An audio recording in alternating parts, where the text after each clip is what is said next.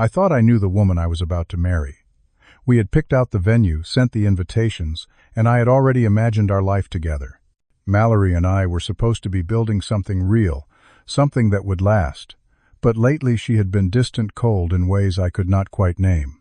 Then one Friday night I came home early from work and heard her voice drifting from our bedroom. She was on the phone, and the words she spoke shattered everything I thought I knew. What I overheard that night changed my life forever. Before I get into what I heard that night, I would love to know where you are watching this from. Drop your location in the comments below. And if you are enjoying this story so far, please hit that like button and subscribe to the channel. Trust me, you will want to hear how this unfolds, because what happened next was something I never could have predicted. My name is Cordell. I am 32 years old, and I work in marketing for a mid-sized agency in Seattle. Life had been pretty good to me. I had a solid job, a decent apartment in Capitol Hill, and I was engaged to a woman I thought was my future. Her name was Mallory. She was 29, a graphic designer with a sharp eye and a quick laugh. We met 3 years ago at a branding workshop downtown. I remember she sat 2 seats away from me, and when the instructor asked a question, she answered with this confidence that made everyone turn and listen. After the session, I worked up the nerve to ask if she wanted to grab coffee. She said yes, and that was it. We just clicked. The first year was electric. We spent weekends exploring the city, trying new restaurants, hiking trails around Mount Rainier. Mallory had this way of making ordinary moments feel special. She would surprise me with homemade pasta on a random Tuesday, or drag me to a gallery opening where we would spend hours talking about art. I barely understood. I loved that about her. She challenged me, made me think differently. When I proposed to her last fall beside the water at Golden Gardens Park, she cried and said yes without hesitation. I felt like the luckiest man alive. We started planning the wedding immediately. Mallory wanted something rustic, so we booked a barn venue outside the city. It was perfect. String lights, wooden beams, open fields. The date was set for October, just 4 months away. I threw myself into the planning because I genuinely enjoyed it. I wanted everything to be right. Mallory seemed happy too, at least at first. She would show me inspiration boards on her laptop, talk about flowers and color schemes. But somewhere along the way, things shifted. It started small. Maybe 2 months before that Friday night, I noticed she was not as engaged. When I brought up seating charts or asked her opinion on the music playlist, she would give short answers.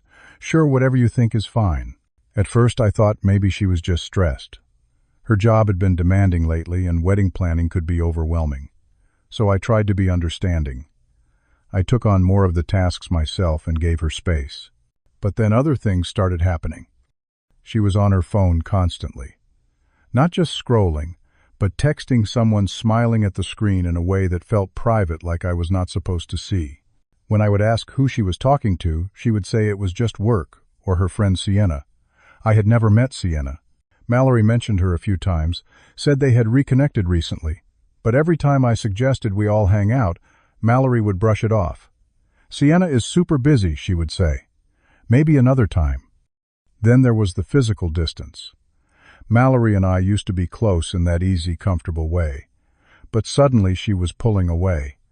When I reached for her hand, she would let go after a few seconds. When I tried to initiate intimacy, she would say she was tired or not in the mood. It happened so often that I stopped trying. I told myself it was just a phase, that all couples went through this. But deep down, I felt something was wrong. I just did not want to admit it. The nights she went out became more frequent too. Girls' night with Sienna, she would say. I would be home alone, eating leftovers, wondering why she needed so much time away from me. She would come back late, smelling like wine and cigarettes, even though she did not smoke. When I asked how her night was, she would give vague answers. It was fine. We just talked. Then she would go straight to bed without really looking at me. I started to feel like a stranger in my own relationship. But I kept quiet. I did not want to be that guy, the one who questions everything and makes his partner feel trapped. So I swallowed my doubts and kept moving forward, kept planning the wedding, kept pretending everything was fine. Then came that Friday. Mallory told me she was going to dinner with Sienna. I had a late meeting scheduled at the office, so I was not supposed to be home until around 10. But the meeting wrapped up early. My boss cut it short because his kid had a soccer game. I packed up my laptop and headed home, relieved to have the evening free. It was around 8:30 when I pulled into our parking lot. I walked up the stairs to our apartment, keys in hand, already thinking about what I might watch on TV, or whether there were any beers left in the fridge. When I unlocked the door and stepped inside, I heard her voice immediately. She was in the bedroom talking on the phone. Her tone stopped me cold. It was not the tone she used with me. It was raw, unfiltered, real in a way I had not heard in months. I should have announced myself. I should have called out, said I was home. But something in her voice made me freeze. I stood in the hallway just outside the bedroom door, and I listened. Mallory was saying something about not being able to keep it up. Her voice was low but clear. I could hear every word. Honestly, Sienna, I do not know how much longer I can keep this up. There was a pause while Sienna responded on the other end. I could not hear what Sienna said, but I did not need to. Then Mallory continued, I am just not attracted to him anymore. I do not know when it happened, but it is gone. Completely. I felt like someone had reached into my chest and grabbed my heart. My legs went weak, and I had to steady myself against the wall. This could not be real. This could not be happening. But she kept talking. The wedding, I have been trying to figure out how to get out of it without looking like the bad guy. Another pause. I know. I should have ended it months ago.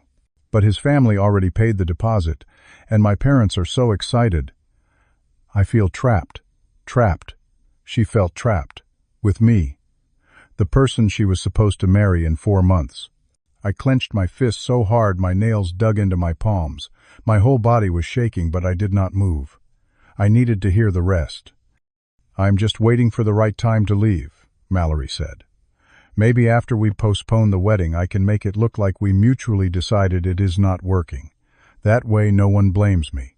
Sienna must have said something encouraging because Mallory laughed softly. Yeah, exactly. I just need to figure out the timing. That laugh. That casual, relieved laugh, like she was talking about canceling a gym membership and not destroying my entire life. I could not breathe. Everything I thought I knew, everything I had been planning and hoping for, was a lie. She had been lying to me for months, pretending to care, pretending to be excited about our future while secretly planning her exit. I wanted to burst into that room and scream at her. I wanted to ask her how she could do this, how she could look me in the eye every day and fake it so convincingly. But I did not. Not yet. Instead, I stood there letting the truth sink in. She was not stressed. She was not tired. She just did not want me anymore. And worse, she was too much of a coward to tell me. She was going to string me along until it was convenient for her to leave. After a few more minutes, I heard her wrapping up the call. Okay, I will talk to you tomorrow. Yeah, I will figure it out. Bye. The line went dead, and I heard her moving around in the bedroom. I took a few steps back into the living room, positioning myself in the middle of the space. I was not going to hide. I was not going to pretend I had not heard. The bedroom door opened, and Mallory stepped out. When she saw me standing there, she jumped slightly, her hand going to her chest. Oh, you are home early. I thought you had that meeting. Her voice was light, casual, like nothing was wrong. I looked at her, really looked at her, and I saw a stranger. Yeah, I said. It ended early. Who were you talking to? She blinked, then smiled. Just Sienna. We were planning next week's dinner. Her lie came so easily, so smoothly. It made me sick. Really, I asked, my voice calm but cold. That is all you were talking about? She tilted her head, confused. Yeah, why? She was good. I had to give her that. She was really good at pretending. I took a breath. Because I heard everything, Mallory. The color drained from her face. Her mouth opened, but no sound came out. The silence stretched between us like a chasm. I heard you tell Sienna that you are not attracted to me anymore. I continued, my voice steady, despite the fury boiling inside me. I heard you say you are waiting for the right time to leave, that you are trying to figure out how to make yourself not look like the bad guy. Her eyes went wide and she stammered, Cordell, you misunderstood. I cut her off. Don't. I heard every word. Don't insult me by lying now. She switched tactics immediately, her face hardening. You were eavesdropping on my private conversation. Her tone was accusatory, like I was the one in the wrong. I almost laughed. You were having that private conversation in our apartment, talking about our relationship while planning to deceive me. Don't try to turn this around. It is not like that, she said, and now the tears started. I have just been confused lately. I did not mean. Confused for how long? I interrupted. Weeks, months. While I was planning our future, picking out flowers and booking the band, you were just waiting for the right moment to bail. She looked down, her hands twisting together. I do not know, she whispered. I am sorry, but I did not want her apology. Not anymore. That sorry meant nothing. She had been lying to my face for who knows how long, and now that she was caught, she wanted forgiveness. No, I was done. That confrontation should have been the end of it. A private breakup, clean and simple. But something inside me refused to let it go that way. Mallory wanted to control the narrative, to make it look mutual, to avoid being the villain. And I realized that if I let her do that, I would be the one left looking like a fool. People would wonder what I did wrong, why I could not keep my fiancée happy. She would get sympathy, and I would get questions. So I made a decision.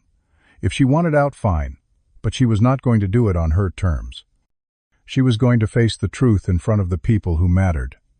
That weekend, my parents were hosting a small engagement party for us. It had been planned for weeks. About 30 or 40 people were invited. Family, close friends, some co-workers.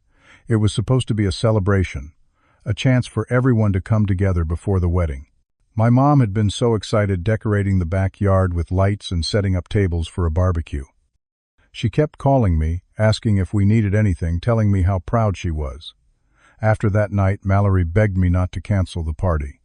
She said we could talk things through, that maybe we could work it out. But I knew better. She did not want to work it out.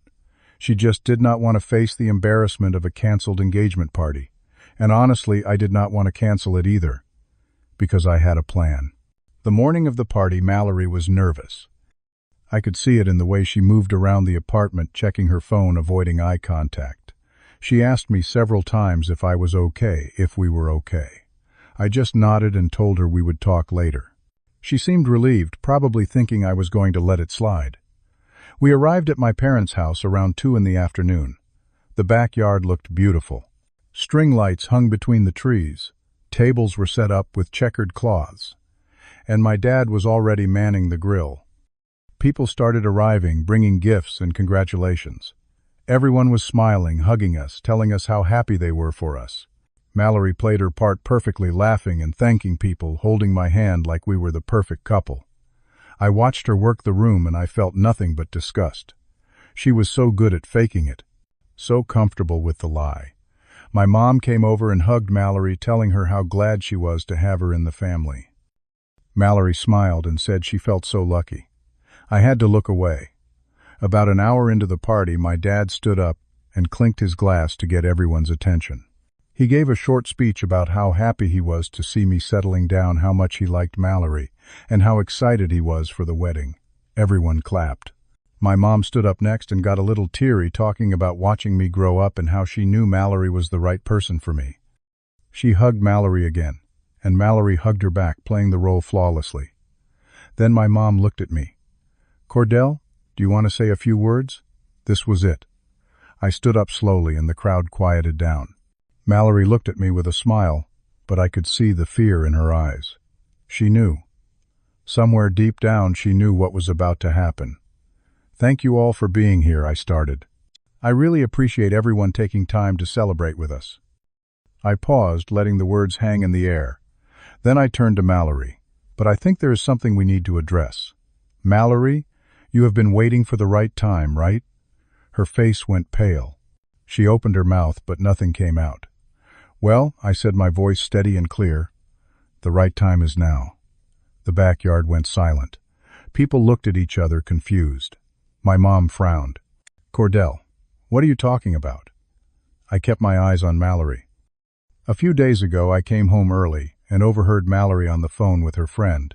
She told her friend that she is not attracted to me anymore, that she is just waiting for the right time to leave. that she is trying to figure out how to end this without looking like the bad guy. Gasps rippled through the crowd. My mom's hand went to her mouth. My dad put down his beer and stared at Mallory. Mallory stood up her chair, scraping against the patio. "Cordell, this is not the time," she said, her voice shaking. "Actually," I replied, "this is exactly the time. You wanted to control when and how this ends. But I am not going to let you manipulate the narrative. These people deserve to know the truth." Mallory looked around desperately, but no one was coming to her rescue. Everyone was staring at her, waiting for an explanation. It is not. "You are twisting what I said," she stammered. My dad stepped forward. "Did you say those things or not, Mallory?" She looked at him, then at my mom, then back at me. Her eyes were filling with tears, but I did not care. I have been confused," she finally said. "I did not mean. You meant every word I said. And that is fine. You have the right to feel how you feel. But you don't have the right to lie and waste my time." I reached into my pocket and pulled out the engagement ring I had been carrying. I had taken it off that morning, knowing this moment was coming. I held it out to her. "This is over, and everyone here knows why. You can leave now, on your terms, just like you wanted." Mallory stared at the ring, her hands trembling. She did not take it, so I set it on the table in front of her. The silence was suffocating. No one moved. No one spoke. Finally, Mallory grabbed her purse and walked toward the side gate without another word. A couple of her friends, who had been standing near the back, followed her out, but no one else did. The gate clicked shut behind her, and she was gone. For a moment, no one knew what to do. Then my mom came over and wrapped her arms around me. "I am so sorry, honey," she whispered. My dad put a hand on my shoulder. "You did the right thing, son." My best friend Trevor, who had been standing near the grill, walked over and clapped me on the back. "That took guts, man. But you saved yourself from a lifetime of misery." People slowly started moving again, talking in low voices. Some came up to me to offer support, to tell me I deserved better. Others just gave me sympathetic looks and let me be. The party did not really continue after that. People ate a little, but most left within the hour. I did not blame them. It was not exactly a celebratory atmosphere anymore, but as everyone trickled out, I felt something unexpected. Relief. The truth was out. I did not have to pretend anymore. I did not have to live in a lie. And more importantly, no one was going to look at me and wonder what I did wrong. They knew. Mallory had exposed herself, and I had walked away with my dignity intact. The days after the party were strange. Mallory did not come back to the apartment. She sent a friend to pick up her things while I was at work. I came home one evening to find half the closet empty and a note on the kitchen counter. It just said, "I am sorry." I threw it away without a second thought. I blocked her number, unfollowed her on every social media platform. I did not want updates. I did not want to know what she was doing or who she was with. I was done. A few people reached out to me, friends who had been at the party, asking if I was okay. I appreciated it, but mostly I just wanted to move on. The first few weeks were hard, not because I missed her, but because I felt betrayed. I kept replaying moments in my head, wondering when exactly she had stopped caring. Was it something I did? Something I said? But the more I thought about it, the more I realized it did not matter. She had made her choice, and she had chosen to be dishonest about it. That was on her, not me. I threw myself into work. My boss noticed I was putting in extra hours and started giving me more responsibility. 3 months later, I got promoted to senior account manager. It felt good to have something positive to focus on. I also started going to the gym more. Not obsessively, but enough to clear my head and feel stronger. Physical strength somehow translated to mental strength, and I needed both. I reconnected with friends I had not seen much during the engagement. Trevor and I started doing weekend hikes again. We would drive out to the Cascades, spend hours on the trails, and just talk. He never pushed me to open up, but he was there when I needed to vent. That kind of friendship is rare, and I was grateful for it. A few months after everything went down, I decided to take a trip by myself. I had always wanted to do a road trip down the Pacific coast, so I took a week off work and just drove. I started in Seattle, went through Oregon, and made my way down to San Francisco. I stayed in cheap motels, ate at diners, and spent hours just staring at the ocean. It was exactly what I needed. Time alone to think, to process, to let go. Somewhere along that trip I realized something important. Mallory was not the one, and that was okay. I had built her up in my mind as this perfect partner, but the truth was she was flawed just like everyone else. The difference was, she did not have the courage to be honest, and I deserved someone who did. When I got back to Seattle, I felt lighter. I was not angry anymore. I was not hurt. I was just ready to move forward. I started dating again casually at first. Nothing serious, just meeting people and seeing what was out there. I was not in a rush. I had learned my lesson about ignoring red flags and pretending everything was fine when it was not. A year later, I can honestly say, I am happier than I have been in a long time. My job is going well, I have great friends, and I have a better understanding of what I want in a partner. I want honesty, even when it is hard. I want someone who respects me enough to tell me the truth, not someone who hides behind excuses and waits for the convenient moment to bail. I ran into Mallory once about 6 months after the breakup. It was at a coffee shop downtown. She was with someone, a guy I did not recognize. When she saw me, she looked away quickly, pretending she had not noticed. I did not approach her. There was nothing left to say. I got my coffee and left, and I did not think about her for the rest of the day. Looking back now, I do not regret how I handled things. Some people might say I embarrassed her, but she embarrassed herself by lying for months. I just gave her the exit she was looking for on my terms. And you know what? I have never felt more free. I learned that respect starts with yourself. If you do not stand up for your own truth, no one else will. Honesty, even when it is brutal, is better than living a lie. And sometimes the bravest thing you can do is expose the truth, even when it makes everyone uncomfortable. I saved myself from a lifetime of misery, and I would do it again in a heartbeat. So here is my question for you. Have you ever been in a situation where you had to choose between keeping the peace and standing up for yourself? How did you handle it? Drop your thoughts in the comments below. I would love to hear your stories. And if this resonated with you, please hit that like button, subscribe to the channel, and share this video with someone who might need to hear it. Thank you so much for watching, and I hope you find the courage to always choose your own truth. Take care, and I will see you in the next one.